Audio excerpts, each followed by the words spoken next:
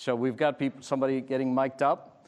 I would be telling you jokes about the Oscars, but I didn't get to watch it last night. I was on a flight. In the meantime, let's just get our guests over. Tim Woods, Chair of the Autonomous Car Alliance. Nice to meet you. Nice to meet you. Chris Euster, Chief Operating Officer for CPS, and then That's amazing. and then we'll wait for Joe. Joe just came off the bus, no pun intended. I actually took the tour of the epicenter, and it was fabulous to not only see how San Antonio is repurposing infrastructure, but also how old that facility was. It was fascinating to hear it and to learn about it. Joe, nice to meet you. All right. Thank you very much. Good afternoon again. Thank you for joining us after lunch in the afternoon. This particular session is about smart cities, energy, and cars, and the intersection of those three things. What's interesting is in the United States, there are about 260 million cars, which is a very large number, and only about 2% of them are electric. More importantly, these cars and these drivers put about 3 trillion miles. That's the vehicle miles traveled in the United States. And they consume about 170 billion gallons of dino juice fuel.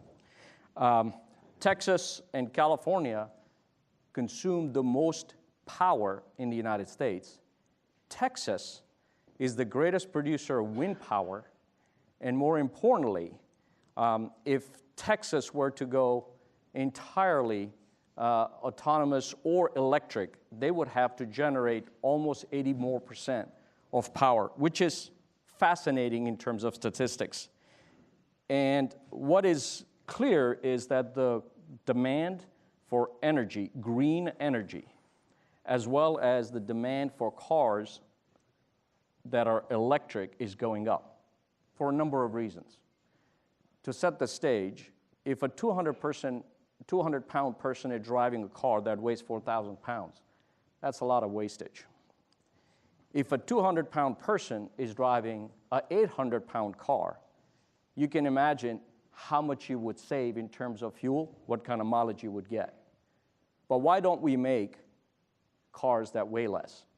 Primarily because we are dealing with safety and security. So if we could stop cars from running into each other, we could change the paradigm. Secondly, to go into the issue of autonomous and electrification, if a car has to be autonomous, it has to generate immense amount of data. Some studies show that a human being takes on about 34 gigabytes of data every day. Today, on the planet, we're going to generate 40 trillion gigabytes of data. So you can imagine not only the amount of analytics we can generate, but the kind of knowledge we can develop to start connecting cities to cars to data. And this is going to be the topic of our conversation today. So Chris, if we look at those statistics and we look at the state of Texas, specifically bringing down to San Antonio, how is the city of San Antonio getting ready for this triple hit of electric cars, green energy, and this immense amount of data that's going to be generated? How is San Antonio prepping for this future? Well, we've got a great utility, so let me start with that here. You know, electrification, I think, is really the key. It's the future. It's really the journey that we're going to take to power our cities, our smart cities in the future. You have abundant power, you've got clean power, you've got reliable power, you've got safe power. And so it really is the future. We did a calculation that said if every vehicle was EV in San Antonio, we would see a 20% increase in our load. Well, that's not double, that's not triple. It's something that we can handle. It's something that we can grow into.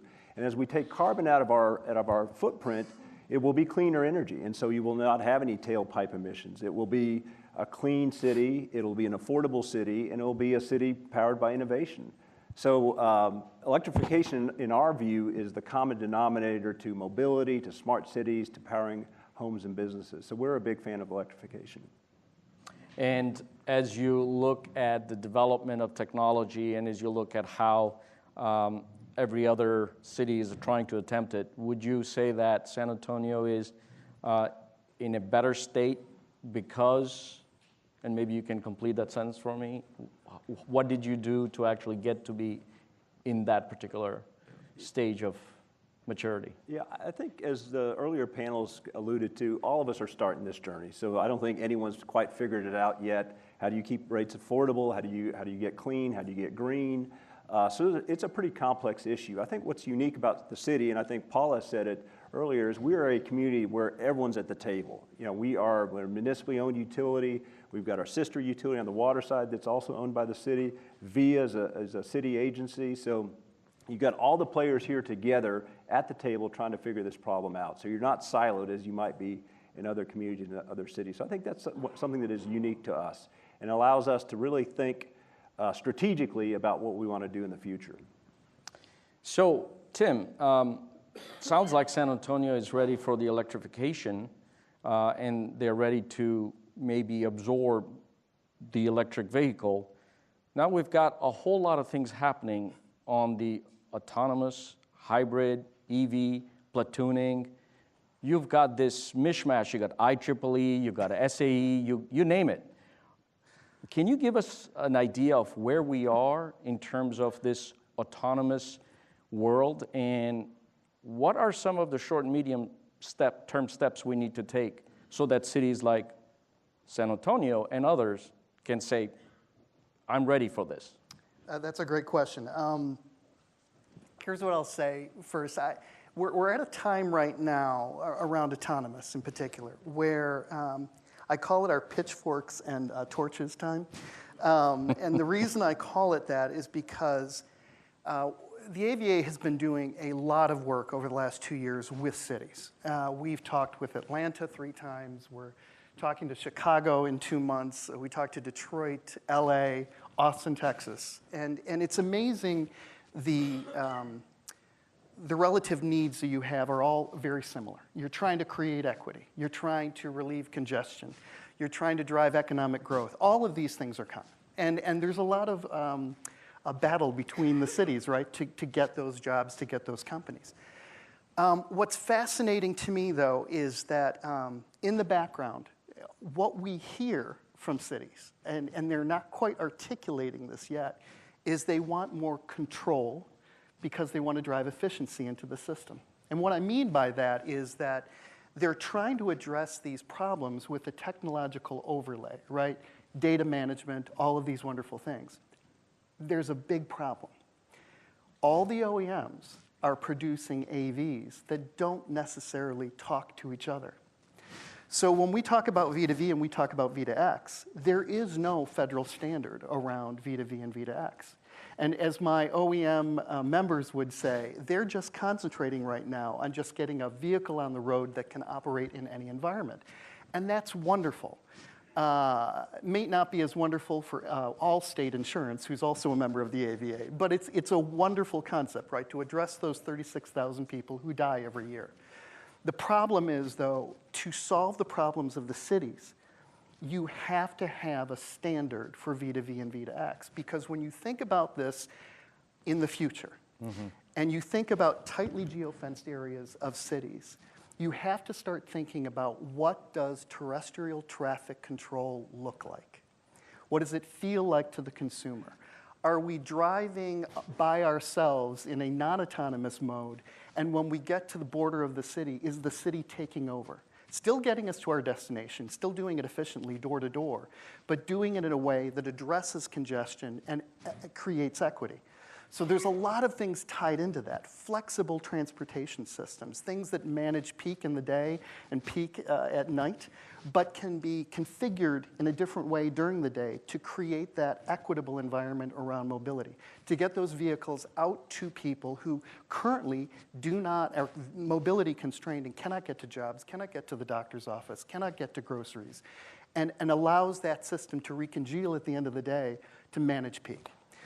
This is a pitchforks and torches moment. And cities need to work together to go to the federal government and demand standards around V2V and V2X. That is my personal opinion. It is not necessarily reflective of the AVA, but having sat in all of these conversations, those are the things that start to come to light.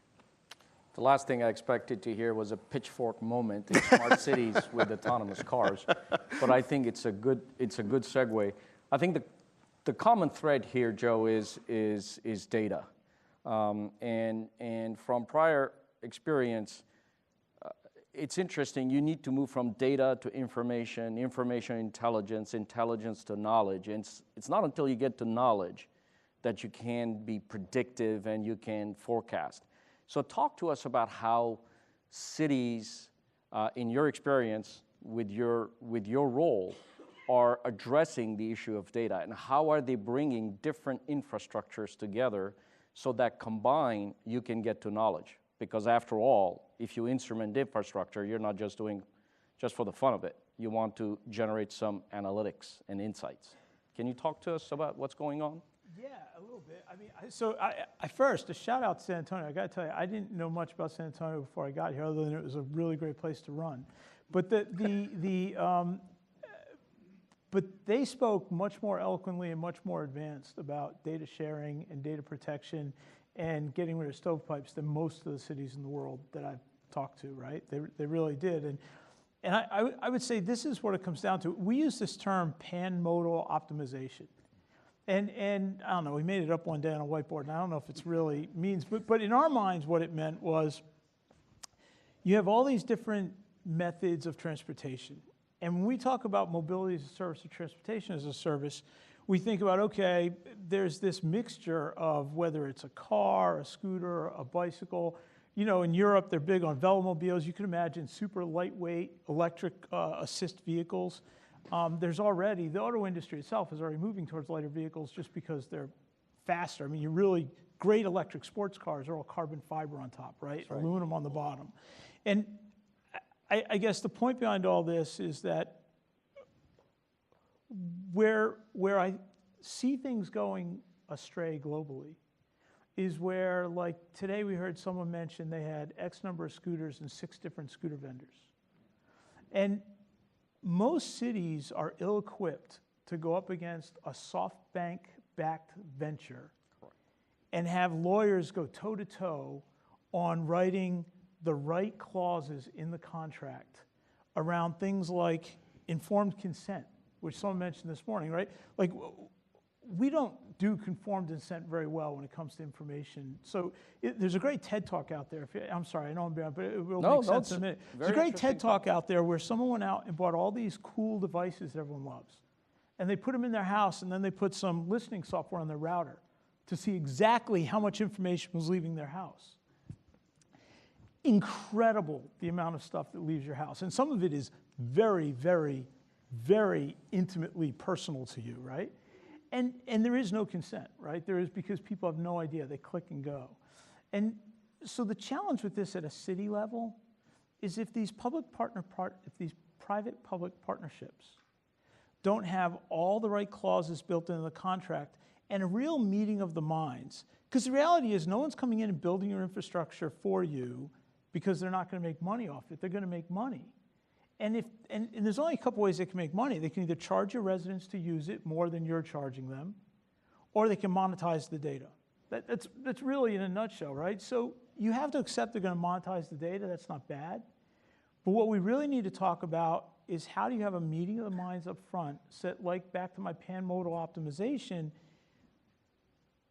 We envision a world where every vendor in your city, be it the scooter vendor, the Uber, Lyft, when they get a license to work in your city, they agree to give you certain information. They agree to control what information they collect. They agree to certain terms for how it be monetized.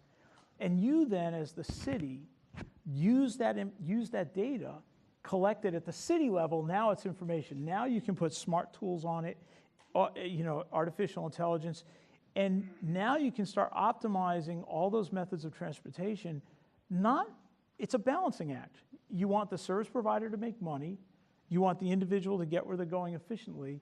but you also want the service to be provided in a fair and equitable way that's optimized to the betterment of the entire city, right? And I think that's a long-winded answer to that question, but that's where the data and information, and what I see globally, is just a need to get a better grip, not to own the information because the city never will, but to agree that there's some data sharing where they get the information from their service providers and have agreements in place for how it's used, and basically say, Uber, if you want to come to my town, you're going to give me this information, and this is who you're allowed to sell this information to if you're collecting it within the borders of my city. And if you don't like that, then fine. There's 4 other, rideshare companies that are happy to operate in San Antonio. Please. Yeah, I think it's an interesting debate because I don't think you can get it perfect up front. The perfect plan. It's gonna, the journey's gonna be messy. It's gonna be, and if you say you got to have all the rules established before you can let Uber or the scooter companies in, you'll never get there. They'll go to other cities. And so, how do you set up a framework, to go down this journey that is maybe more values driven? That we're going to be transparent. We're going to be open with our customers, our community. We're going to be fair and equitable. So, how do you design this plane as you're flying it in a way that, embraces some of these technologies, this disruption, but doesn't stop you and doesn't hurt people? Well, can I jump in here? Please. Okay, sorry. No, this is good. No, so what's really interesting to me is we've sat with multiple cities, as I've said, and we've had this conversation about data. And what's really interesting is that all of my OEMs, I have General Motors, I have FCA, and I have Ford Motor Company. And the question always back to the city is, what part of the data do you want? That's right. Because I could overwhelm you with data if you want to. And quite frankly, they're not going to give all of their data, obviously, because they're trying to monetize, right? But the fact of the matter is, what sorts of things are cities looking for? Are you looking for data that tells you where every single pothole in the city is? Well, I could probably tell you that, right? Just from actuation data, right, that I get from my vehicle. Do you want to have vehicle situational awareness, right? Where you are in the city, and is the vehicle broadcasting, so you can look at the density of traffic. So those questions need to be asked of the cities, is what data do you really want? So let me just make it even more granular. I'll start with Joe and ask you to chime in. How many cities have you dealt with, or would you like to deal with, that have chief data officers? Because I would suspect that if a city is going to embrace this transformation, a new business model where you have to worry about the physical asset, but you also have to worry about what's happening on the virtual side. You mentioned SoftBank lawyers. This is really about energy, cars, and data, but now we're talking about SoftBank lawyers. I suspect if you're going to be sitting down and saying, I represent business model X, and it's going to do with smart metering, it's going to do with autonomous data V2X, or it's going to deal with either personal data or infrastructure data. Would you like to take that on and give us an idea of what your experience is dealing with cities that may have a better business model to deal with this change? Well, I think you're hitting right on the point. So the U.S. Census Bureau tracks about 900 U.S. micropolitan and metropolitan areas, which is essentially the ones with over 100,000 are about 450, and then from 100,000 down to some smaller numbers, about another 450. And there's a total of 10,000 taxing jurisdictions in the United States, right? So you can imagine there's a lot of stuff that the Census Bureau isn't tracking. Once you get outside the NFL cities, the chances of getting a chief data officer, or for that matter, a chief information security officer who is really kind of ready to play AAA ball is probably pretty slim, right? Like, and I should say NFL, NBA, and Major League Baseball, but just so I don't get in trouble here. But yeah, I mean, when you get beyond the top 30 cities, and the reality is, beyond those top 30 or 40 cities is where the majority of Americans live, right? Those top 30 or 40 cities are big, but they're not the majority of Americans. And so I think what you find is that the majority of cities are just ill-equipped. They don't have chief data officers. They don't have chief security officers, or if they do, there's a 23-year-old kid who happens to have a Cisco networking certification. So, Chris, if I can ask you to jump in here, how did San Antonio and CPS address, you undertook a massive metering exercise, very successful. Maybe you can share some experiences in terms of what you did to address the data side, because clearly it must have been a consideration. Well, again, I think on the data side, we're just starting that journey. We're trying to put in a framework that we can partner with our cities, our county, other agencies to, again, create a framework. It's not going to be perfect. We're not going to design it. Here's what you can share, what you can't share. We've got, again, a sense of themes and values that we're trying to live by, being transparent, respecting privacy, being open. So that's kind of the approach that we've taken, really, to put sort of a master framework together in these different with these different partners. The AMI project, the smart meter project, came in on time, under budget. It had some hiccups coming out of the gate, but these things always do. But ultimately, our customers are starting to understand. Here's the value that we're trying to deliver. Now you can go online and you can basically move in. Set up a move-in date to turn on your service at your house or your business. Whereas in the past, you had to call that in. We had to roll a truck. So translating these kind of benefits in real, I think again it was discussed in an earlier panel, to real life things that matter to the customer, whether you're a business or a homeowner. That's what this is all about. It's not about technology. It's not about the latest widget. It's how do you improve the quality of life for people who live in San Antonio. That's our approach. Very well. Tim, a few studies have indicated that by 2035, about 21 million cars in the U.S. will approach the level of autonomy necessary to be completely human-free. You would just get on your device, ask for a ride, and something will show up. It will require a lot of investment in the infrastructure. Is the V2V the way to go, or is V2X the way to go? And if it's X, it basically means that every single physical asset, street furniture, or other may have to be instrumented. Can you speak to where we are on that maturity curve? If it's going to happen, and if it's going to happen, what's stopping us from? You said 2035? 2035. What's interesting about this is that, most people think that one day they're going to be able to go to the car dealer and there's going to be, you can buy your autonomous vehicle over here, you can get your non-autonomous vehicle over here. And it's not necessarily going to roll out that way. What we're seeing, quite frankly, more is that where you will see or have your first experience with an autonomous vehicle will probably be a fleet vehicle. It will probably be a mobility as a service vehicle. So there'll be an entire back end that was built to manage the system. And then the bigger question becomes, as I stated before, which is what happens when we need to integrate all of these systems together and to be able to do that to the benefit of the cities. I don't believe that there's a choice between V2V and V2X. I believe it's both. Because right now, all of my members, in fact, even my members who are, even the people who are not members of the AVA, they're all trying to build a vehicle that can operate in any environment. And they have to because of liability. They have no choice. I mean, think about it this way. If Ford Motor Company, or FCE, or Toyota, or anyone builds a vehicle and it can't today operate in any vehicle environment, they literally just start cutting off market share, right? So they have to produce an AV that can live and breathe in any environment. So you're talking environment meaning snow or rain? Snow or rain or rural roads or highways or city streets. It has to operate in any environment, much as our vehicles do today. But really, when you're starting to drive efficiencies into the system around mobility, you have to have V2V and you have to have V2X. So quite frankly, you're going to be getting into a very safe vehicle. These vehicles are going to be very vetted when you get into them, and they're going to be able to operate as a little island unto themselves.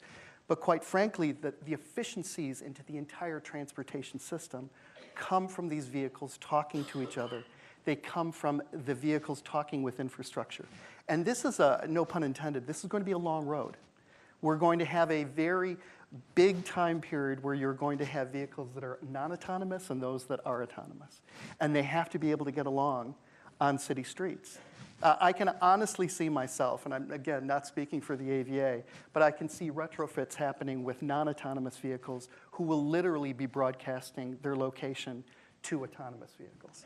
And I think that that is important, and that's why pitchforks and torches, people, we need to get the pressure coming from the cities to get standards in place to be able to make that happen. Joe, would you like to jump in here? Yeah, I would just agree with that. I would say, you know, so a few things. We already see today in Northern Europe, right, some great advances with, you know, trucks never stopping at red lights, right? That's right. Buses can, and so you have this combination. So in IT, we like to talk about, we've stopped always talking about artificial intelligence, and we talk about assisted intelligence as kind of like a stepping stone. And I've heard people use the term automated vehicle as opposed to autonomous vehicle as kind of like the stepping stone. And a lot of us have that today with, you know, the light that flashes when we go outside the lane, or, you know, or something that tells us to slow down.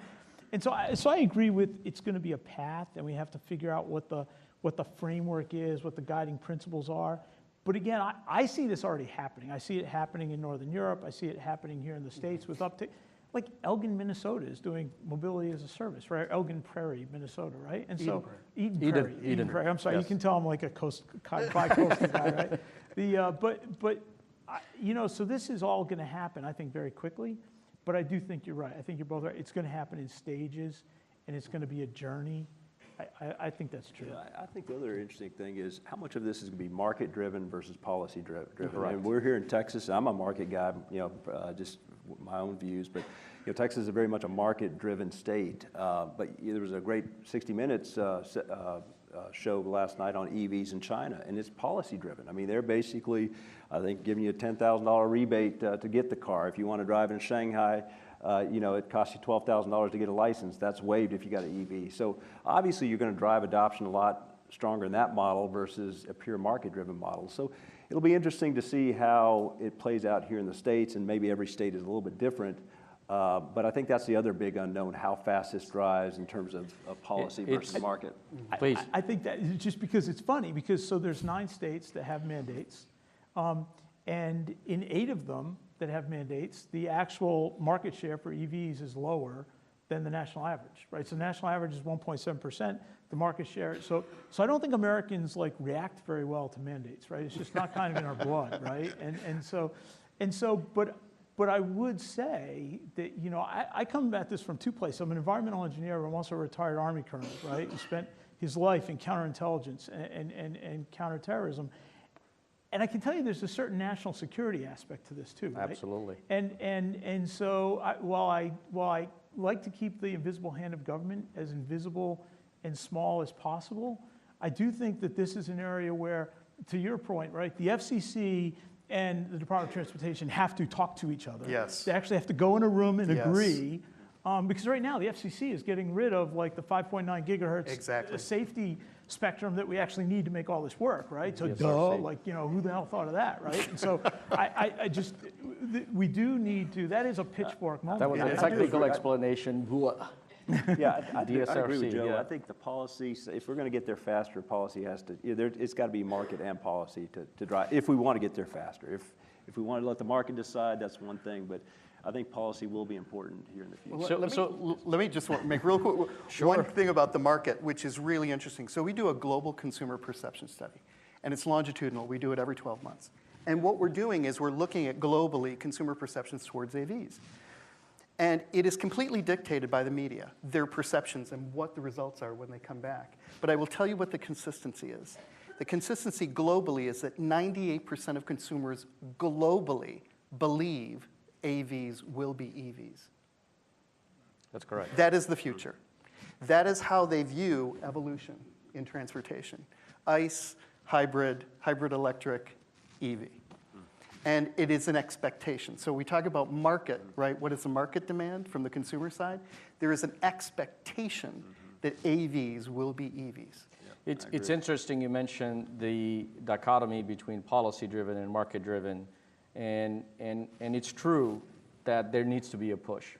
Earlier we heard that Houston is moving in one particular way because of a burning platform, a shock to the system, Harvey, right? So Houston, a great city, but not really known for planning and zoning. But now they're reconsidering how they do that.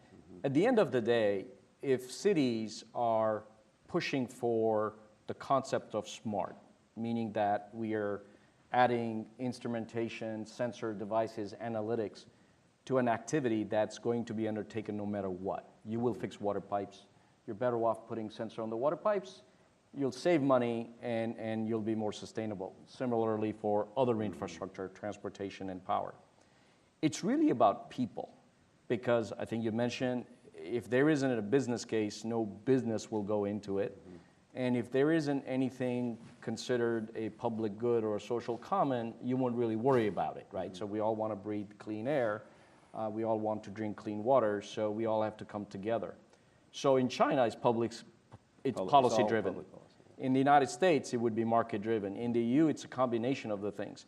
But when you really start thinking about how much investment has gone in to really create this environment, I'll give you an example.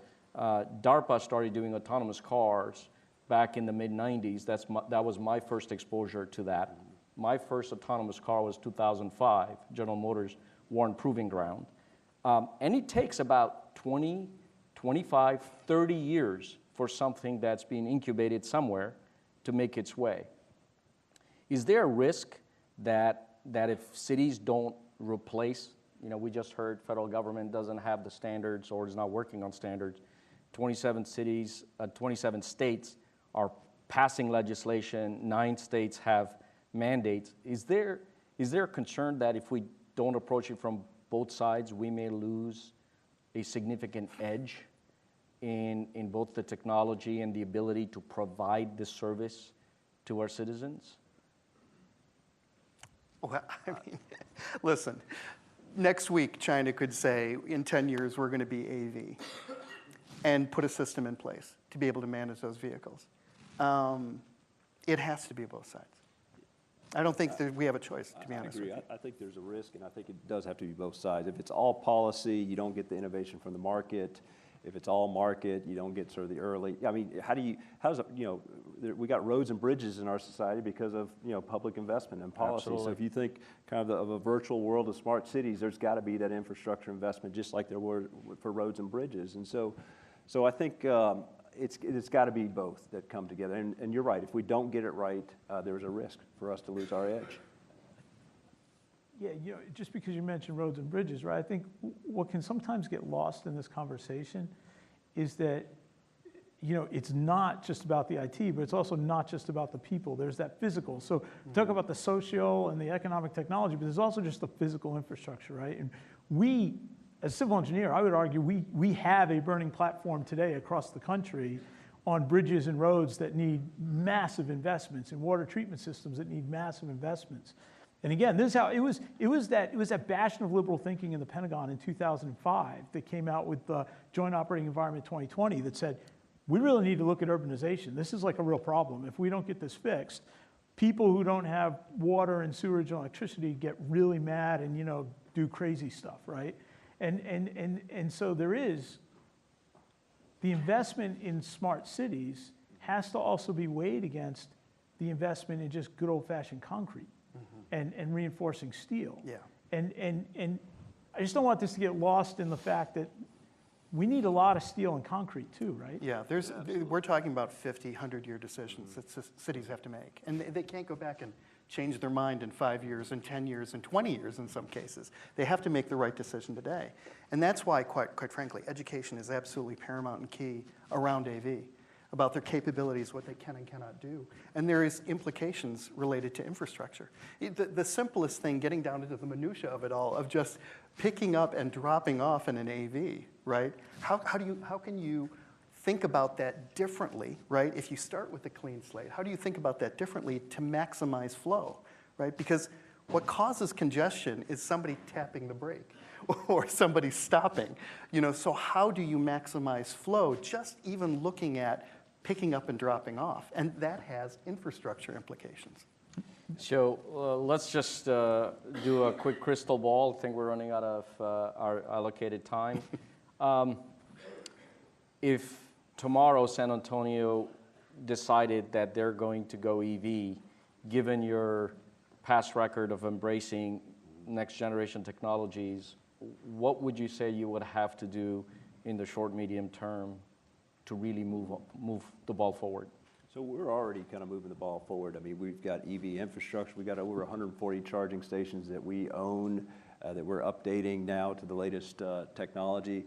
But we don't want to own every charging station here. We want to enable others to come in here, put fast charging infrastructure in here. So we have a very come to San Antonio, put infrastructure in here. We'll partner, public-private partnerships, to make sure that infrastructure is here for EVs as they get ready. So to me, that's the easy part. We do have some challenges at kind of individual circuit levels. If one person has 5 Teslas at their house, that transformer may overload there. So we've got some things to kind of work through, but we're also looking at ways that we can incent customers to go EV. Maybe we do a rebate, just like we do a rebate for solar. We do a rebate for a home charging to kind of encourage that customer to go EV, which is ultimately good for our business model, good for our climate, all these good things that happen. So we are moving the ball forward. We're still, I don't know which part of the field we're on, but Sure. but we're trying to move it on. But I do think we're going to see a lot more EVs down the road. Excellent. What cities, what states are embracing the right model for AVs? Do you see any bright lights out there that we could tag on to? From the cities that we've talked to, and everybody's coming at this at different levels, right? Whether they're just getting started and they're mobilizing groups around this. There's a group in Illinois called ILAVA, Illinois Autonomous Vehicle Association, that we helped kind of get up and running. I will tell you the city that probably impressed me the most. You're in San Antonio right now. Well, I'm going to say it, but it's something to look at. And I say this because how unbelievably aggressive they are, and how the government there, the city government, has really gotten into the job of educating around AVs, and that's Atlanta. I've never seen a city, quite frankly, mobilize its business community and its government in a way that is driving an incredible lust for AVs and EVs. And we literally went back there. We talked with them once, and we went back there for a second and a third go-around to talk to them about very specific other use cases. In particular, there was one this morning, I don't know who was talking about this, about staging or incenting people to wait for the additional trains to come. There was a fascinating story, if anybody wants to hear it, about the new Mercedes Stadium and a concept idea, an application idea that we had about dispersing people for crowd management because of AVs, the use of AVs in the network. But Atlanta, I would have to say Atlanta is incredibly impressive. Another one is Las Vegas. They are just, they're very, very focused. Yeah. So Joe, question for you in terms of looking ahead. How do you see cities and states, specifically around infrastructure, coming together? Any bright lights that you can point to? I know that San Antonio has taken the lead in terms of data sharing and collaboration. People talk about monetizing data. Cities need to have privacy rules and whatnot. Can you give us an idea of where we stand on those topics? Yeah, so I think, obviously I don't know every city in San Antonio, maybe head and shoulders above the ones I mentioned, right? But I would look to the cities that have the biggest problem because they're the ones that have been forced to address it the most. So I would always look at Tokyo, Ghent, and LA. And Ghent is in Belgium. And the reason I mention those is because, Tokyo has the biggest problem, of any kind of city that we're going to talk about in the free world. And they're using all forms of multimodal transportation in a very, pan-modal environment.